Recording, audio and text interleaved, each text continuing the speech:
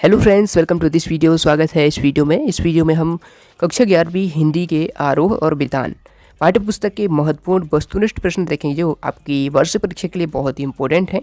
तो इसमें हमने आरोह के गद्यखंड और काव्यखंड दोनों की सम्मिलित किया है, साथ ही वितान भी हमने इसमें पूरी कवर की है। तो सभी चैप्टर्स के ऑब्जेक्टिव क्वेश्चन इस वीडियो में हम कंप्लीट करेंगे, जो कि आपके एग्जाम के लिए बहुत ही ज़्यादा इंपॉर्टेंट है आने वाली वार्षिक परीक्षा के लिए। तो चलिए शुरू करते हैं। देखते हैं। सबसे पहले देखिए महत्वपूर्ण वस्तुनिष्ठ प्रश्न इस प्रकार से देखिए। क्वेश्चन नंबर फर्स्ट यहाँ पर देखिए सही विकल्प में है नमक का दारोगा पाठ के लेखक हैं। देखिए ये बहुत ही ज़्यादा इंपॉर्टेंट क्वेश्चन है आपकी वार्षिक परीक्षा के लिए, तो इनको अच्छे से आप कंप्लीट कर लेना। चलिए बढ़ते हैं प्रश्न की तरफ। प्रश्न हमारा पूछ रहा है नमक का दारोगा पाठ के लेखक हैं। ऑप्शन 4 पढ़ लीजिए, जो राइट आंसर है कमेंट में पहले कर दीजिए, उसके बाद मैं आंसर बताते चलता हूँ। चलिए इसका आंसर मैं बता दूँ, इसका आंसर हो जाएगा ऑप्शन बी यानी प्रेमचंद। ठीक है, अगला क्वेश्चन बढ़ते हैं अगले प्रश्न की तरफ। बदलू सिंह कौन था? दरोगा, पुजारी, सिपाही या पंडित? Right answer option number C यानी सिपाही आंसर हो जाएगा। अगला प्रश्न देखते हैं। देव दुर्लभ त्याग किसने किया? आलूपीदीन, बंसीधर, बदलू सिंह या मुंशी जी? ऑप्शन नंबर इसमें बी करेक्ट आंसर हो जाएगा, यानी कि बंसीधर ने। ठीक है, अगला प्रश्न हम देखते हैं। अगला प्रश्न कह रहा है मियां नसीरुद्दीन पाठ के लेखक हैं। आप सबको पता है, आपने पढ़ा होगा, कृष्णा सोबती जी मियां नसीरुद्दीन पाठ की लेखिका है। ठीक है, अगला प्रश्न देखते हैं। नान बाई किसे कहते हैं? ठीक है, तो नान बाई किसे कहते हैं? रोटी बनाने वाले को, लड्डू बनाने वाले को, कपड़ा सीने वाले को या शरबत बनाने वाले को? इसका राइट आंसर हो जाएगा रोटी बनाने वाले को। अगला प्रश्न देखते हैं। मियां नसीरुद्दीन मतलब कौन थे? तो मियां नसीरुद्दीन कौन थे?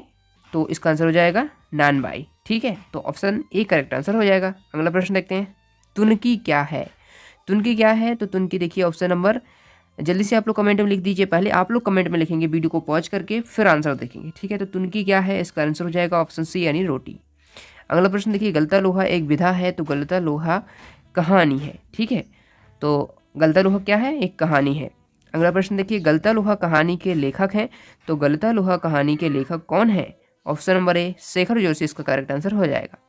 अगला प्रश्न देखिए। धनराम के पिता थे, तो धनराम के पिता कौन थे, मतलब क्या थे? तो वो लोहार थे। ठीक है, तो बी ऑप्शन करेक्ट आंसर हो जाएगा। अगला प्रश्न देखिए। धनराम के पिता का नाम था, तो धनराम के पिता का नाम क्या था? तो ऑप्शन डी यानी गंगाराम इसका करेक्ट आंसर हो जाएगा। अगला प्रश्न हम देखते हैं। अगला प्रश्न कर रहा है स्पीति में 12 पाठ है, तो निबंध है, आत्मकथा, यात्राव्रत या कहानी? तो क्या है? इसका राइट आंसर हो जाएगा ऑप्शन सी यानी यात्रा वृतांत। ठीक है, यात्राव्रत यानी यात्रा वृतांत है। ठीक है, रजनी एकांकी के लेखक कौन है? तो आप सबने पढ़ा है, रजनी जो है मन्नू भंडारी द्वारा लिखा गया है। ठीक है, तो ऑप्शन ए करेक्ट आंसर हो जाएगा। आप लोग करेक्ट आंसर जरूर बताएं, जिनको पता है कमेंट में जरूर लिखें। देखिए 14वां क्वेश्चन पूछ रहा है लीलाबेन के पुत्र का नाम था, तो क्या नाम था? इसका आंसर मैं बता दूं, इसका आंसर हो जाएगा ऑप्शन डी यानी अमित। ठीक है, अगला प्रश्न देखिए। अब अमित अपने कम अंकों के लिए दोषी मानता है, किसे दोषी मानता है? हेडमास्टर को, अपनी माँ को, या अपनी बहन को, या स्वयं को? तो इस प्रश्न का राइट आंसर हो जाएगा ऑप्शन बी यानी अपनी माँ को। ठीक है, उसके बाद देखिए अगला प्रश्न देखते हैं। रजनी ने अमित के मुद्दे को गंभीरता से लिया क्योंकि? तो इसमें ऑप्शन पढ़ लीजिए। राइट आंसर मैं आपको बताऊं, ऑप्शन पहला देखिए कह रहा है वह अमित से स्नेह करती थी, अमित लीला का बेटा था, वह अन्याय के विरुद्ध आवाज उठाने में समर्थ थी, या उसे अखबार की सुर्खियों में आने का शौक था? तो रजनी ने अमित के मुद्दे को गंभीरता से लिया क्योंकि इसका राइट आंसर जो हो जाएगा ऑप्शन नंबर आपका हो जाएगा करेक्ट आंसर ऑप्शन सी यानी वह अन्याय के विरुद्ध आवाज उठाने में समर्थ थी। ठीक है, तो इसका सी ऑप्शन जो है करेक्ट आंसर हो जाएगा। अगला प्रश्न देखिए। लीलाबेन थी, तो लीलाबेन कौन थी? तो सही आंसर हो जाएगा घरेलू महिला। ठीक है, तो ऑप्शन ए करेक्ट आंसर हो जाएगा। देखिए आप लोग वीडियो को पॉज करें, यदि आंसर मैं जल्दी जल्दी बता रहा हूँ तो आप लोग वीडियो को पॉज करके सोच के फिर आंसर लिख कर फिर वीडियो देखें। ठीक है, जामुन का पेड़ पाठ के लेखक हैं, तो कौन है जामुन का पाठ? तो इसका सही उत्तर हो जाएगा ऑप्शन सी यानी कृष्ण चंद्र। ठीक है, ऑप्शन सी करेक्ट आंसर हो जाएगा। अगला प्रश्न देखते हैं। कृष्ण चंद्र ने पाठ में खालिस्तान पेड़ का वर्णन किया है, तो जाहिर सी बात है जामुन का पेड़ है तो जामुन का वर्णन किया होगा। ठीक है, तो जामुन के पेड़ का वर्णन किया है। अगला देखिए। हॉर्टिकल्चर डिपार्टमेंट कहते हैं, किसे कहते हैं? तो उद्यान कृषि विभाग को हॉर्टिकल्चर डिपार्टमेंट कहा जाता है। ठीक है, क्वेश्चन नंबर 20 का सेकंड ऑप्शन करेक्ट आंसर हो जाएगा। अगला देखिए, भारत माता पाठ के रचयिता हैं। देखिए, यदि आप लोग बहुत ही ज़्यादा डिटेल में ऑब्जेक्टिव क्वेश्चन देखना चाहते हैं, साथ ही पीडीएफ पाना चाहते हैं, सभी चैप्टर वाइज नोट पाना चाहते हैं, तो डिस्क्रिप्शन में लिंक मिल जाएगा। उसके थ्रू पूरा पीडीएफ आपको मात्र 29 रुपये में मिल जाएगा। ठीक है, मतलब 29 रुपये में पूरा आपका पूरा गद्यखंड है। ठीक है, 11th हिंदी का पूरा आप ले सकते हैं। उसमें बहुत ही ज़्यादा important objective question chapter wise मिल जाएंगे, जिससे आपको बिल्कुल ही आपको प्रश्न नहीं छूटेगा आपके एग्जाम में। ठीक है, मात्र 29 रुपये में आपको मिल जाएगा। ठीक है, नीचे चेक करिए, आप डिस्क्रिप्शन में लिंक मिल जाएगा। 29 रुपये पे करेंगे, आपका पीडीएफ उसमें डाउनलोड हो जाएगा। ठीक है, और उसमें सभी चैप्टर हैं, एक चैप्टर नहीं है, पूरे 1 से लेकर 10 तक के पूरे आपके गद्यखंड के हैं। काव्यखंड का भी मैं जल्द से जल्द बना रहा हूँ, उसका भी मैं आपको प्रोवाइड करा दूंगा। ठीक है, तो उसको आप जा सकते हैं, उसको विजिट कर सकते हैं। ठीक है, ये आपके पूरे संपूर्ण के हैं। ठीक है, इसमें कोई एक चैप्टर नहीं है, मतलब एक चैप्टर के नहीं है, ये सभी के मिला के हैं ये सभी ऑब्जेक्टिव। लेकिन उसमें क्या है, चैप्टर वाइज मिल जाएगा, तो उसमें एक एक चैप्टर के आपके 20, 25, 30 ऐसे ऑब्जेक्टिव मिल जाएंगे आपको, जिससे कि आपकी अच्छी तैयारी हो सके। ठीक है, उसको लेना चाहते हैं मात्र 29 रुपये में आप ले सकते हैं। देखिए, हॉर्टिकल्चर डिपार्टमेंट कहते हैं, उद्यान कृषि विभाग को हो गया। भारत माता पाठ के रचयिता मैं बता दूं, इसका आंसर हो जाएगा 21वें क्वेश्चन का ऑप्शन ए यानी जवाहरलाल नेहरू आंसर हो जाएगा। अगला प्रश्न देखते हैं, 22वां प्रश्न, राजा दुष्यंत और शकुंतला का पुत्र था, तो इसका सही उत्तर हो जाएगा ऑप्शन नंबर बी यानी भरत। ठीक है, क्वेश्चन नंबर 22 हो गया। 23 देखिए, कबीरदास जी थे, तो कबीरदास जी क्या थे, तो इसका राइट आंसर हो जाएगा ऑप्शन ए यानी ज्ञान मार्गी शाखा के कवि हैं, वो ज्ञान मार्गी कवि हैं। कबीरदास जी की रचना है, तो बीजक उनकी रचना है, ऑप्शन सी इसका करेक्ट आंसर है। अगला देखिए, हजारी प्रसाद द्विवेदी ने बाणी का डिक्टेटर किसे कहा है, तो कबीर को कहा है। ठीक है, उसके बाद देखिए अगला है, नरसिंह मायरो किसकी रचना है, तो ऑप्शन इसमें देखिए सभी पढ़ लीजिए, तो मीरा की रचना है, आप सबको पता है, तो इसका answer option A Meera answer हो जाएगा। ठीक है, उसके बाद देखिए अगला प्रश्न देखते हैं, मीरा के आराध्य हैं, तो मीरा के आराध्य श्री कृष्ण है, तो ऑप्शन बी करेक्ट आंसर हो जाएगा। बैठी बैठी सींची सींची में अलंकार है, जिसमें कौन सा अलंकार हो जाएगा, ऑप्शन इसमें पढ़ लीजिए आप, ऑप्शन हो जाएगा इसमें करेक्ट आंसर डी वाला। ठीक है, इसमें क्योंकि पुनरुक्ति प्रकाश हो जाएगा, पुनरुक्ति प्रकाश। ठीक है, एक ही शब्द जब मतलब उसको शब्द की पुनरुक्ति हो, ठीक है, वही शब्द बार बार आए, तो पुनरुक्ति प्रकाश आंसर ऑप्शन डी इसमें हो जाएगा। कहाँ कही है कोई में कौन सा अलंकार है, तो इसमें देखिए एक ही वर्ड की आवृत्ति हो रही है, इसमें शब्द की नहीं हो रही है, वर्ड की आवृत्ति हो रही है, और यहाँ पर वर्ड की जब आवृत्ति होती है अनुप्रास अलंकार होता है। सी ऑप्शन करेक्ट आंसर हो जाएगा 29 क्वेश्चन का। 30वां क्वेश्चन है, कविता कौमुदी के रचयिता हैं, तो इसका राइट आंसर हो जाएगा ऑप्शन ए यानी रामनरेश त्रिपाठी।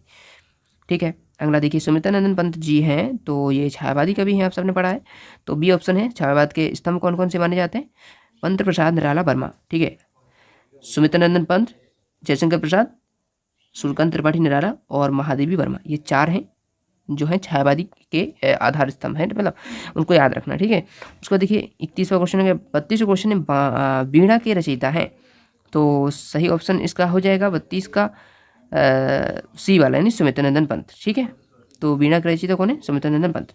घर की याद कविता के रचयिता कौन है, तो घर की याद किसने लिखा है, जल्दी से बताइए आप लोग, कमेंट करिए। इसका राइट आंसर मैं बता दूं, भवानी प्रसाद मिश्र। ठीक है, उसके बाद देखिए, सुंदर नामक ग्वाले की लड़की है, सुंदर नामक ग्वाले की लड़की है, तो कौन है, तो सही उत्तर हो जाएगा चंपा। ठीक है, सी ऑप्शन करेक्ट आंसर हो जाएगा। साय में धूप लगना में अलंकार है, तो इसमें कौन सा अलंकार है, करेक्ट आंसर हो जाएगा ऑप्शन बी यानी विरोधाभास अलंकार। ठीक है, उसके बाद देखिए, प्रकृति प्रेम और संस्कृति प्रेम की कविता है, तो कौन सी कविता है, तो सही आंसर हो जाएगा ऑप्शन नंबर डी यानी आओ मिलकर बचाएं। ठीक है, जो कि आपके निर्मला पुतुल द्वारा लिखित है।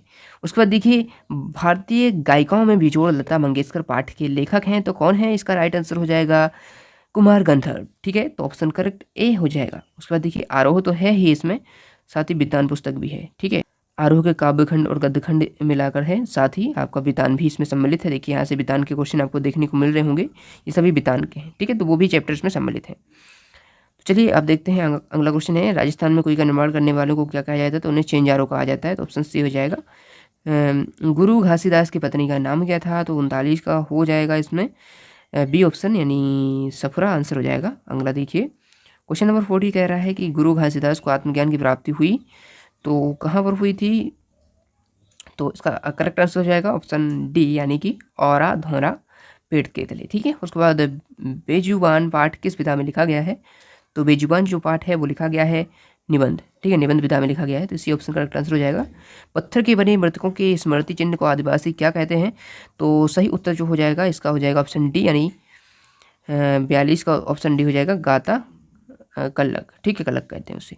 स्पीति की मुख्य फसल है, तो स्पीति का मुख्य फसल जो है क्या है, तो सभी हैं, ये गेहूं भी है, सरसों भी है, मटर भी है, तो उपरोक्त सभी आंसर हो जाएगा डी, ठीक है। उसके बाद देखिए स्पीति में दो ही वस्तुएं होती हैं, मतलब ऋतुएं होती हैं, वस्तुएं नहीं, तो दो ही ऋतुएं होती हैं। तो कौन कौन सी ऋतुएं होती हैं, तो इसका आंसर हो जाएगा शीत और बसंत, ठीक है, तो ये आंसर हो जाएगा। उसके बाद देखिए स्पीति नदी कौन सी नदी में मिलती है, ठीक है, तो 45 का ऑप्शन डी यानी सतलज नदी आंसर हो जाएगा। उसके बाद देखिए कृष्णनाथ जी को किस सम्मान से नवाजा गया, तो 46 का आंसर हो जाएगा ऑप्शन सी यानी लोहिया। अब देखिए अगले प्रश्न देखते हैं, कविता का गांधी कहे जाते हैं, तो कौन कहे जाते हैं, इसका राइट आंसर हो जाएगा भवानी प्रसाद मिश्र को कविता का गांधी कहा जाता है। मन्नू भंडारी द्वारा रचित रजनी मतलब मूलतः क्या है, तो एक पटकथा है, तो ऑप्शन बी करेक्ट आंसर हो जाएगा। कुई का खुदाई काम क्या कहलाता है, तो कुई की खुदाई का जो काम कहलाता है चिंजा कहलाता है, ठीक है, और जो करते हैं उसे चिंजारू कहते हैं, ठीक है। उसके बाद देखिए किसी भी फिल्म या धारावाहिक की कथा को कहा जाता है, तो क्या कहा जाता है, उसे कहा जाता है ऑप्शन यानी पटकथा कहा जाता है, ऑप्शन ए। दोहे में कुल कितनी मात्राएं होती हैं, तो दोहे में आप सबको पता है टोटल मात्राएं पूछी हैं, तो 13 और 11 के विराम से होती हैं, तो टोटल कितनी हो जाएंगी, 24 मात्राएं हो जाएंगी।